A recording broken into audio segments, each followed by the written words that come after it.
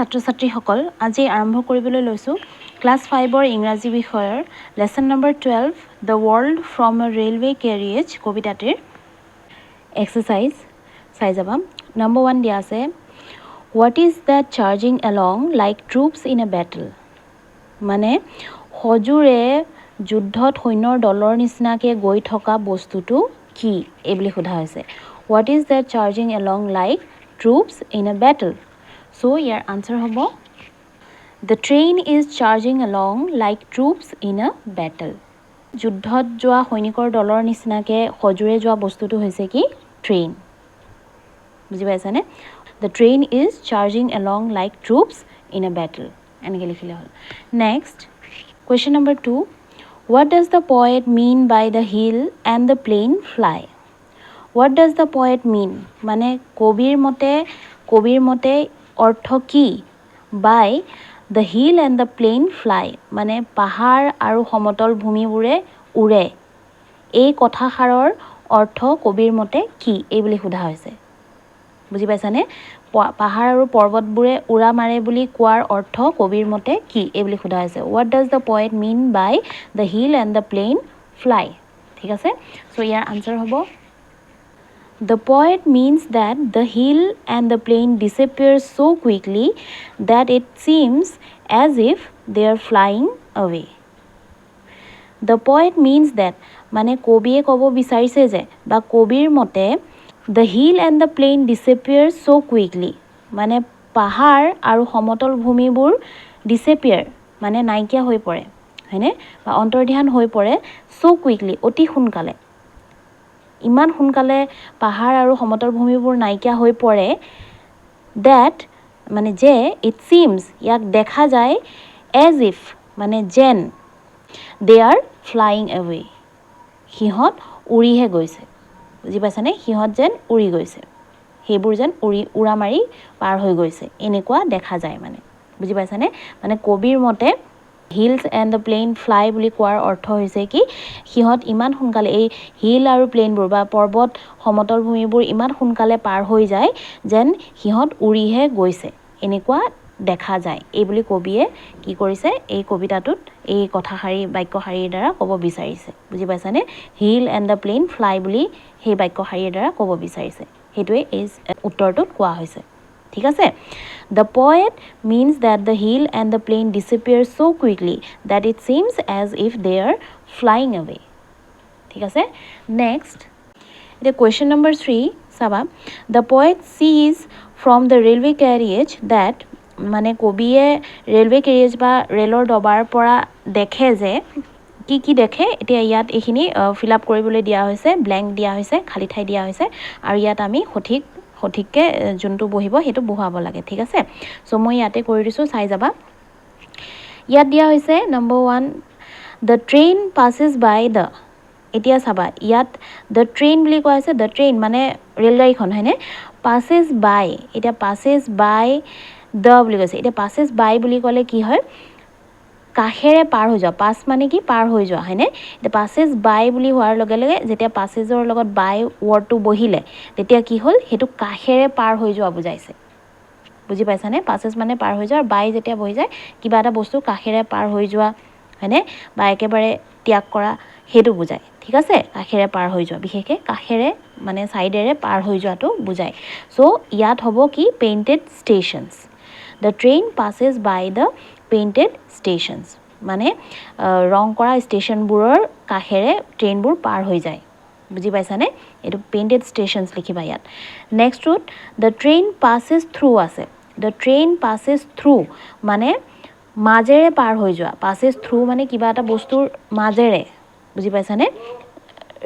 ৰে শব্দটো আহি যায়। ঠিক আছে, চ' কিবা বস্তুৰ মাজেৰে পাৰ হৈ যোৱাটো পাছেছ থ্ৰু। চ' কিহৰ মাজেৰে পাৰ হৈ যায় বুলি আমি পাইছিলোঁ কবিতাটোত, এই যিবিলাক তৃণভূমি আছে, হয়নে, তাৰ মাজেৰে পাৰ হৈ যায়। চ' ইয়াত মিডোজ হ'ব। ইয়াত ব্ৰেকেটত দিয়াও আছে ইউজ দ্য ৱৰ্ডছ মানে উইচ ইজ মিডোজ পেইণ্টেড ষ্টেশ্যনছ, এই ৱৰ্ডখিনি বহুৱাই পেলাই আমি খালী ঠাইখিনি পূৰাব লাগে। চ' প্ৰথমটোত painted stations, passes by the painted stations, আৰু নেক্সটটোত হ'ব পাছেছ থ্ৰু দ্য মিডোজ হ'ব।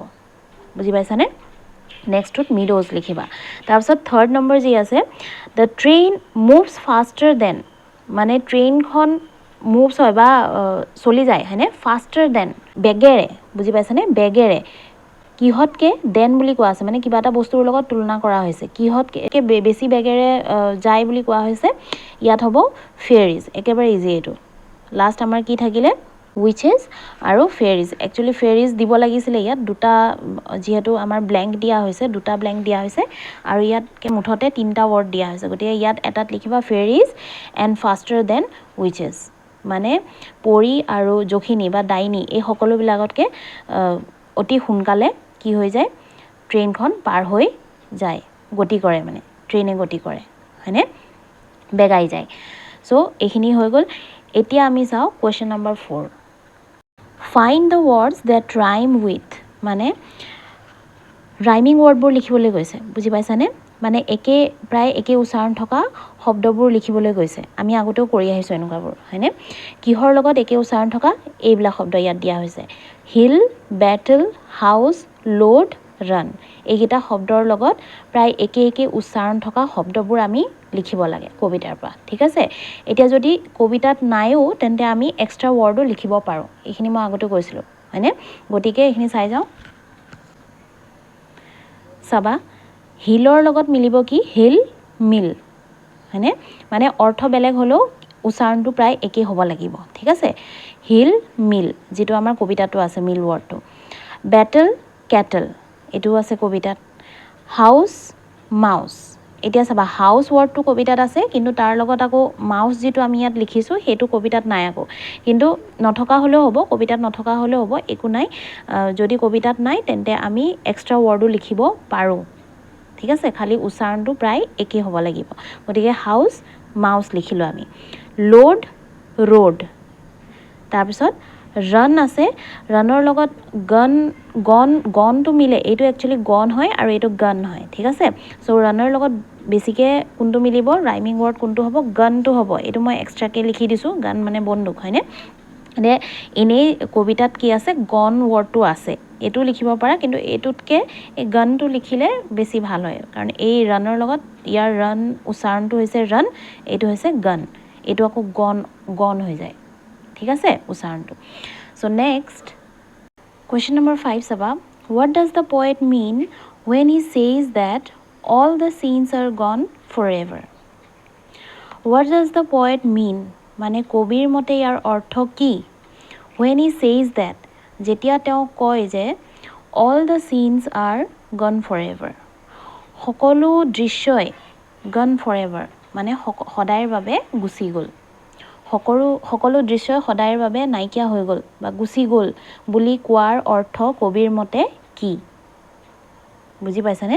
কবিয়ে এই বুলি কোৱাৰ অৰ্থ কি এই বুলি সোধা হৈছে এই প্ৰশ্নটোত ঠিক আছে চ' ইয়াৰ আনচাৰ হ'ব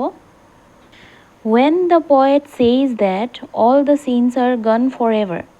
যেতিয়া কবিয়ে কয় যে all the scenes are gone forever মানে সকলো দৃশ্যই সদায়ৰ বাবে গুচি গ'ল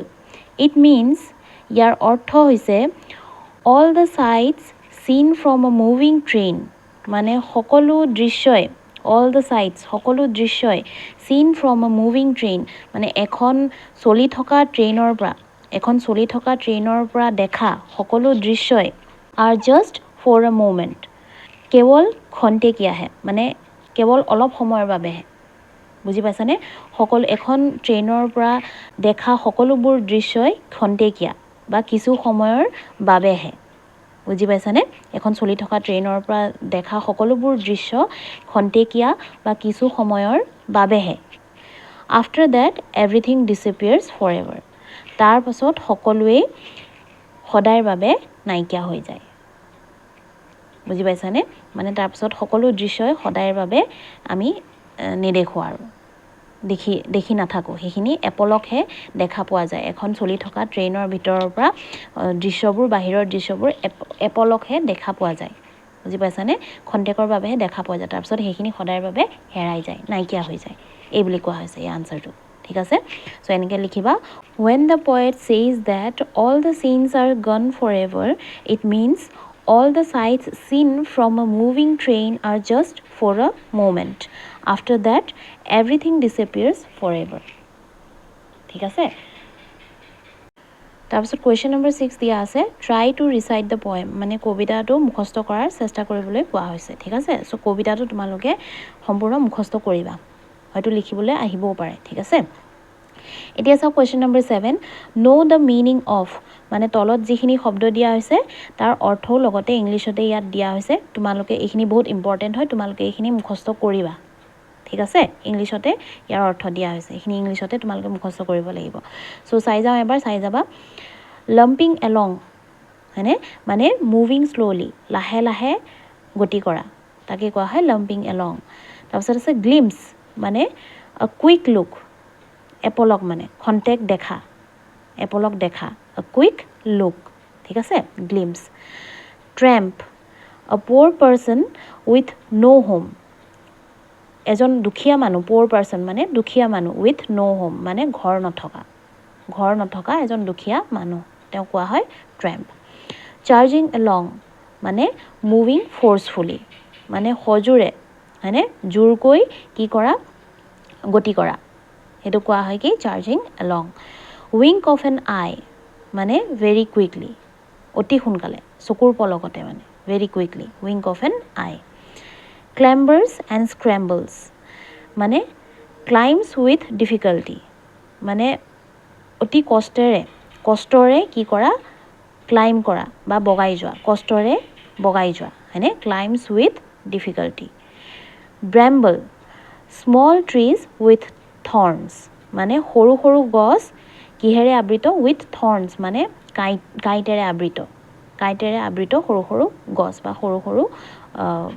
পুলি ঠিক আছে কাঁইটীয়া পুলি বা গছ স্মল ট্ৰিজ উইথ থৰ্নছ চ' ইমানেই আছিলে ইয়াত তোমালোকে এইখিনি গোটেইখিনি মুখস্থ কৰিবা আৰু ইয়াৰ কুৱেশ্যন আনচাৰ্ছখিনি তোমালোকে স্ক্ৰীনশ্বট লৈ ল'ব পাৰা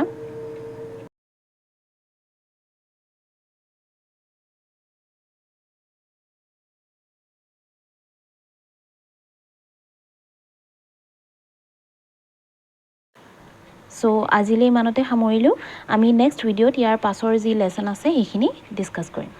থেংক ইউ